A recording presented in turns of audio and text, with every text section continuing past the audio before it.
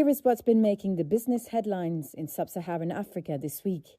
South Africa's rand slipped on Friday as fears the governing African National Congress could form a coalition with radical parties. Following this week's election world markets, at 8:33 GMT, the rand was 0.5% weaker than its previous close. Analysts attributed the local currency's weakness to the uncertainty that a coalition government could bring. South Africa's election took place on the same day that Australian mining company BHP Group walked away from its $49 billion plan to take over rival Anglo American. A major reason for the collapse was Anglo's concerns over the complexity of unbundling its South African iron ore and platinum assets. Anglo has its own plan to divest less profitable assets and focus on expanding copper output. One asset Anglo is looking to offload is global diamond giant De Beers. Botswana's president Mokgweetsi Masisi said he's hoping for a quick separation before Anglo is exposed to a possible hostile takeover.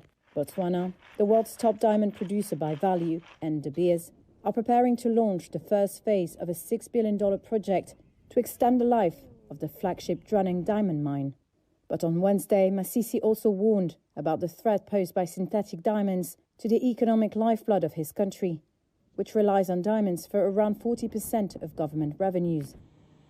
Nigeria's Dangote refinery is aiming for a dual listing on the London and Lagos bourses, a senior executive said on Tuesday. Built by Africa's richest man, Aliko Dangote, it can refine up to 650,000 barrels per day and will be the largest in Africa and Europe when it reaches full capacity this year or next.